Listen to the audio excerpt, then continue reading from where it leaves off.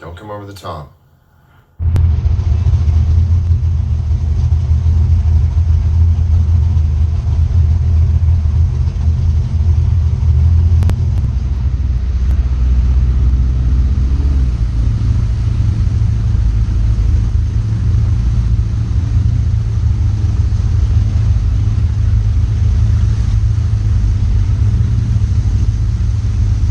Hot. Damn hot. It's hotter than my shorts.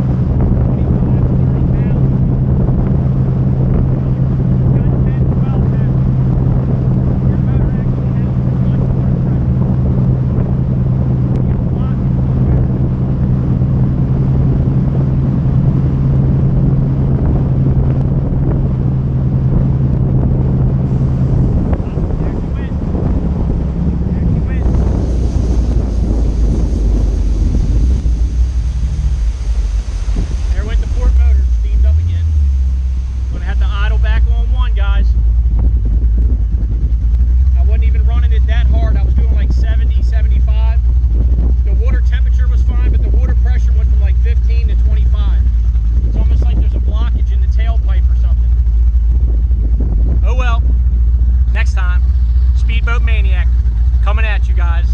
Motoring back on one.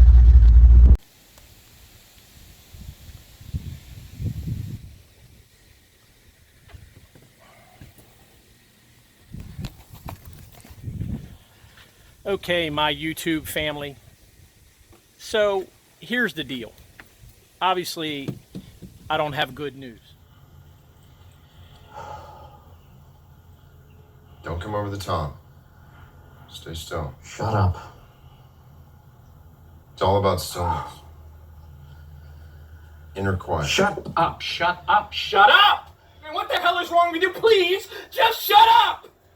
Fuck! But I do have some better news. Trying to figure out what the situation is and the next problem that we might have. You know, I couldn't really film it because I don't have an extra set of hands. My nephew Christian wasn't really available this past couple days, but what I did at the boat ramp while the port motor was turned off, I idled back on one motor, on the starboard motor, because that's the motor that's got the power steering. But what I did was, just so you know, let's open the hatches.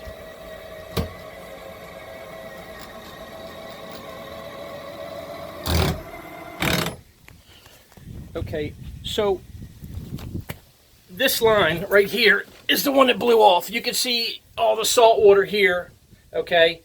And then the header, obviously, you know, it's still getting hot. Now, this was probably about an hour ago. You know, I just got it back from the boat ramp, so I do have to flush the motors. But what I decided to do, and I was going to take, I took Britt. Yeah, I'm a little tired, so hang tight with me. Britt and Alan and I talked about pulling off these crossover lines or the lines coming out of the intake feeding the bottom of the manifolds. Obviously a process of elimination. Pulling them off while the boat is in the water, just even idling, and seeing what the water pressure is. So I did that. So try to follow along with me, because like I said, I'm even tired and I don't remember what I did. But the water pressure right here for the port motor, okay, it stayed right around 3 or 4 pounds while it was idling. So did the starboard motor.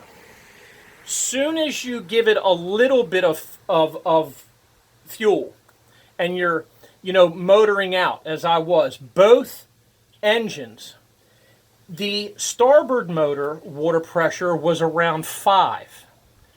This motor was around 8 or 9, the port motor, just idling out of the Kent Narrows.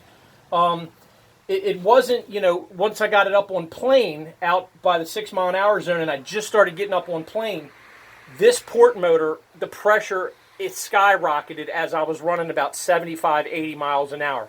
It went from like 12, 15 pounds to like 18, 20, and I let off a little bit just to see what was going on. It went down a little bit, gave it a little bit more gas a minute or so later. You guys could see the video. And then it went, and I wish I had a way to, you know, fasten the camera and show you the water pressure, but the water pressure skyrocketed. It went like 22, 25, 27, and then 30, and then I heard boosh, shh, and that was this line right here blowing off. Now, this is a new line, but here's what I did. It's right here. This is the damaged old girl right here. I mean, anybody knows what a melted hose looks like. Okay, no big deal. But this is what came off. So, what I'm saying is, and what I did was this.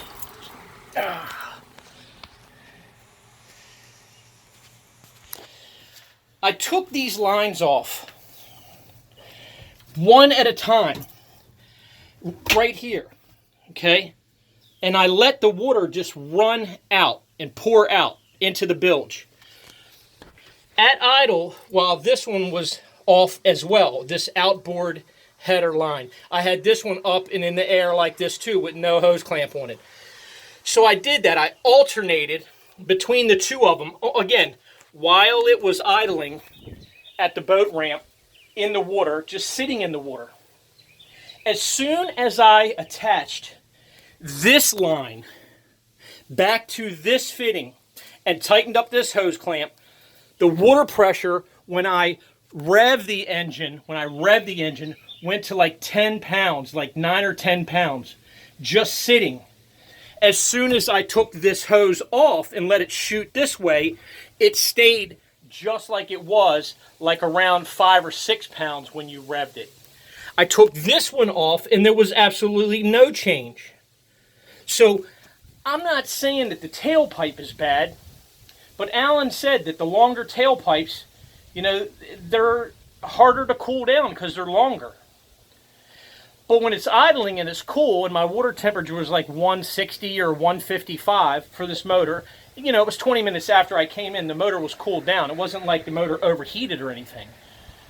It still has too much pressure when this line is attached to that tailpipe. So I'm wondering, and I'm curious, with the next thing to do to test and see is that tailpipe failing? Does it have a blockage in it somewhere at the 90, or is it closing in? Is it not cooling properly? Is it not letting enough water go out? Because let me tell you something, while it was sitting in the water, just sitting, now I know it's down in the water and it's not up on plane, which is the whole question of, are these pickups getting any good water to grab? Well, that's all fine and dandy, but not that soon. I mean, I've never had the boat act up and do it that quick. It's almost like the problem's getting progressively worse. Now again, so much water pressure was coming out of this line just sitting, blowing. So I know there's no like, you know, here or down there. You know, there's no clog in here or in the engine or in the cylinder head or in the intake manifold. There was so much water coming out of here like a fire hydrant. And this one too, like, I mean, blasting. You know, so I don't think it's a water pump issue. I know that up on plane, you know, it's not going to grab water with the pickups. We still need to know about that, but this is the soonest it's ever done it when I've taken it out. Almost like the problem's getting progressively worse. I'm leaning towards, again, I ain't no true blue boat mechanic, but I am leaning towards the fact that maybe this tailpipe is failing or it's clogged. So I can, you know, blow in it or put an air chuck. I guess they can pressure test them or do a leak down test or whatever they do to test them. But I got a feeling that that tailpipe might be clogged up and not letting the water pass through it. Like I said, when I revved the engine, when I connected this line back after leaving it open, don't sound like I'm repeating myself, but I'm making this clear. Just sitting at idle, but revving the engine, you know, 2,500, 3,500, wah, wah. The water pressure was going to like 9, 10. Sometimes it was going to 11. As soon as I did this one, it was the same. It stayed at like 5 or 6 pounds. As soon as I added it on here, put this back on here, it was a problem. So I did like a, you know, process of elimination, opening both hoses and seeing which one was acting up. And these pipes are roughly the same length. I mean, that one does have a 90 in it, but it's probably, let's say, maybe another 8 inches longer than this pipe. You know, this one's straight. It's got a 90 and then a 90 out. This one's straight. It does go straight out. So, yeah, it does have maybe 8 or 10 inches more of pipe. So, but would it cause that much more back pressure? Just at idling when you're revving the engine just to 25 or 3,500? That's the question. So, look, not going to bore you guys with any more of this, but it's kind of disheartening, but hey. Fuck! What happens whenever you speedboat and you're powerboating and you just don't get your way all the time? Been 2 months since I've been trying to take it out. Finally took it out. I'm like, okay, let's give it a go. We, you know, checked everything we could check before. And put the strain relief, the pop-up valves. I'm not sure if they were working or not working because I couldn't really lean over the boat. You guys saw I only got up on plane like 5-6 minutes maybe, and then boom, it let go. So what am I going to say? You know, on to the next thing. So I'm glad you guys are with me and you know, checking it all out with me. Wish me the best. I ain't sure what I'm going to do at this point. Time, money, patience, like always. It was nice to get out a little bit. Too bad the boat didn't run that well. It's just so much getting it out, getting it in the water, putting it in the water. But man, that first 2 or 3 minutes when you're just motoring out, got the, you know, it was a little warm today, but you got the breeze, the beautiful scenery, all the other boats are kind of passing and all. You get up on plane and you're riding across, and man, it was like a minute or two of just heaven. And then all hell broke loose. So anyway, guys, I appreciate you coming along. And again, if you like this video, give it a big old thumbs up. And if you haven't already subscribed, please subscribe and click your notification bell. Turn it on so any new videos I release every 2 months, I'll try to do them a little closer, you get new videos. Comment and share. Share it with a friend. And as always, guys, I appreciate you coming along always. And to you and your family, God bless.